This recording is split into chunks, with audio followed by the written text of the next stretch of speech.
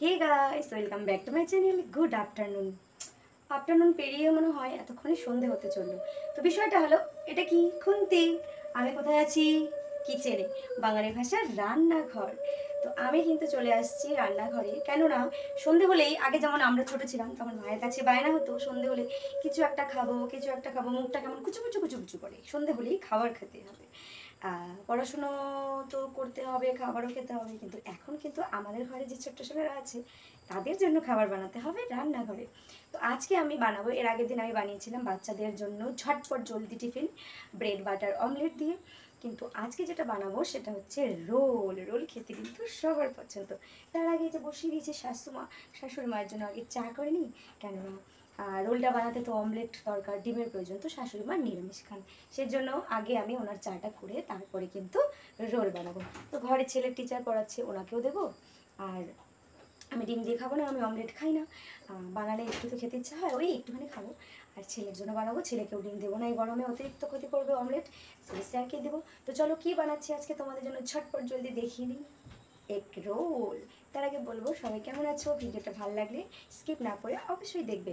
আর বাচ্চাদের জন্য খাবার বানাতে ইন্টারেস্টেড আমাদের মতো সব মায়েরাই, কেননা এই সোনাদের জন্য খাবার বানাতে কিন্তু আমাদের ভালোই লাগে, কিন্তু অতিরিক্ত দুষ্টু।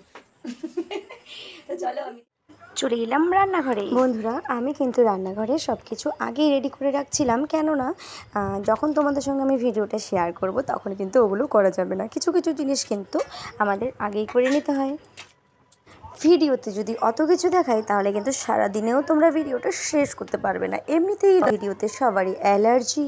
তো বন্ধুরা, আমি কিন্তু এদিকে দেখো ময়দাগুলো আগেই লবণ দিয়ে জল দিয়ে ভালো করে ময়াম করে নিয়েছিলাম।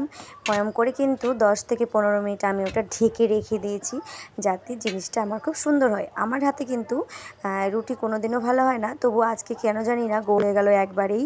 আমি তো ভেবেছিলাম ভারতের ম্যাপ হয়ে যাবে।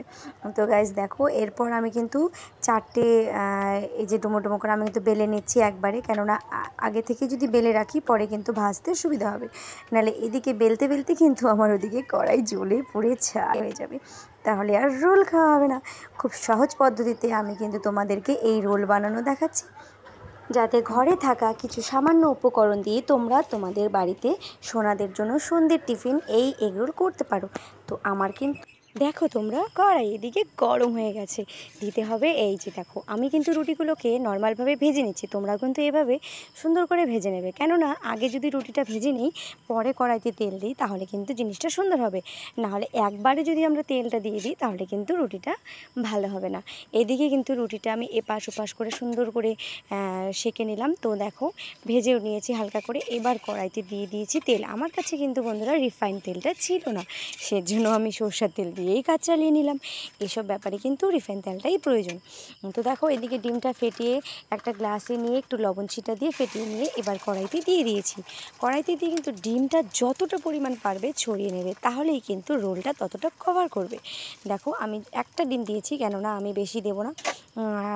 আর ডিমে আমাদের বাড়িতে এমনিতেই সমস্যা, শুধুমাত্র স্যারের ডিমটাতেই আমি কিন্তু এই রোলটা দিয়েছি। দেখো, স্যারের ডিমটার মধ্যেই রুটিটা দিয়েছি, আর আমার ছেলের জন্য আমি ডিম দেইনি। এবার কিন্তু রুটিটা আমার এপাশ ওপাশ করে ভাজা হয়ে গেছে, পিছন পাশে তেল কম হয়ে গেছিলো, সেই জন্য তেলটা দিয়ে মাখিয়ে নিলাম। তো বন্ধুরা, তোমরা কিন্তু কেউ কিছু মনে করবে না, কেননা আমি রুটি ভাজাতে কিন্তু এক্সপার্ট। আসলে আমি রুটি ভাজতেই জানি না, সেজন্য রোলটা কিন্তু মোটামুটি আমার কাছে ভালোই হয়। রুটি ভাজতে পারি না বোনের জন্য যে রোল ভালো হবে না তা তো হতে পারে না। তো দেখো, এবার আমার সবগুলো কিন্তু মোটামুটি 3টে ভাজা হয়ে গেছে, একটা বাকি আছে। দেখো, আমি পরপর করে কিন্তু রোলগুলো ভেজে নেব, আর এদিকে করব। রোল কিন্তু গরম গরম খেতে ভালো লাগে, ঠান্ডাটা একদমই নয়। এবার আমি এখানে স্যালাড দিয়ে দেখো সুন্দর করে চারপাশে একটু করে সস দিয়ে স্যালাড দিয়ে সুন্দর করে নিয়ে এবারে ফোল্ড করে নেব একটু একটু করে। দেখো দেখো, গরম লাগছে হাতে, তাও কিন্তু আমি করেই যাচ্ছি। এবার কিন্তু জিনিসটা হয়ে গেল। এবারে আমি দোকানের মতো করে একটুখানি কাগজ দিয়ে পেঁচিয়ে নেব, কেননা হাত দিয়ে খেতে ভালো লাগে না, গরম লাগে। এই রোলটা কিন্তু আমার রেডি হয়ে গেল। নিচে একটু পড়েছিল, সেটাও আমি দিয়ে নিলাম। স্যালাড খেতে কিন্তু সবার ভালো লাগে, আমি তো জানি। দেখো, এদিকে একটা কিন্তু পুড়ে গেছিলো, আমি বললাম না এদিকে ভাজতে ভাজতে বেলতে বেলতে যদি ভাজি তাহলে কিন্তু পুড়ে যাবে, মাঝখানটা পুড়ে গেছে। এদিকে একটু একটু করে লঙ্কা দিয়ে নিলাম, কেননা ওটা কিন্তু আমি খাবো। দেখতে পাচ্ছ, এটা কিন্তু আমি খাবো। তো এইভাবেই কিন্তু আমি আরও দুটো রোল এভাবে বানিয়ে নিলাম। দেখো একদম সহজ পদ্ধতিতে তোমরা ঘরে ট্রাই করলেই পারবে, কেননা এটা এমন কোনো ব্যাপার নয়। আমি কিন্তু তোমাদেরকে ভিডিওতে দেখিয়ে দিলাম সম্পূর্ণটা যে কিভাবে রোল বানাতে হয়। এটা একদমই সোজা, দোকানের মতো করে টেস্টি মনে হবে। আমার কিন্তু সব রেডি হয়ে গেছে। এদিকে আমি ভয়েসটাকে মিউট করে আমার বাইরের ভয়েস দিলাম, এদিকে এক কামড় দিয়েই নিলাম। আহা, মনে হচ্ছে যেন অমৃত। তো চলো খাওয়া যাক। তো গাইস সব কমপ্লিট করে খাইয়ে দাইয়ে এখন নিজে নিয়ে বসেছি। দেখো কতটুকু কেন বলো তো, ছেলে তো নিজেরটা খেয়েছে, ওর এত ভালো লেগেছে, এত টেস্টি হয়েছে যে আমার থেকে অর্ধেকটা খেয়ে নিচ্ছে। কেননা কোনো ব্যাপার না, আমার তো ময়দা খাওয়াই চলে না, তবু একটুখানি নিলাম। এই দেখো হাফ অ্যান্ড হাফ এইটুকু নিয়েছি। আর ছেলের টিচার খেয়েছে, ওনার কাছে খুব ভালো লেগেছে, হয়তো বা আমাকে বলেনি, কেননা জিনিসটা তো সবারই পছন্দের। তো এখন আমি একটু খাবো। বানাতে যতটা কষ্ট, খাওয়ার সময় কিন্তু 2 মিনিটেই শেষ, বানানোর সময় কিন্তু ঘন্টা দিয়ে সময় লাগে। তো গাইস টেস্ট করি। অর্ধেকটা জুটেছে কপালে, দেখো।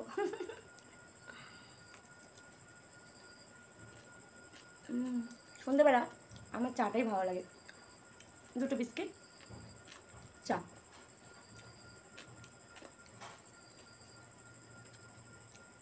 আমার কিন্তু শশাটা স্যালাডটা খুব ভালো লাগে।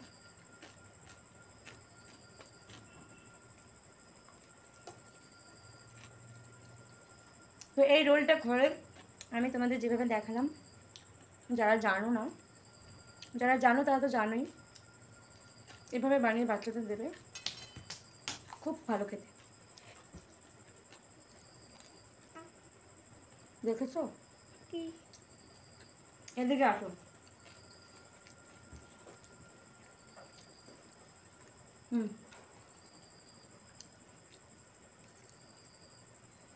দাঁতগুলো তো সামনে পড়ে গেছে, তাও যে কেমন করে চাবায়।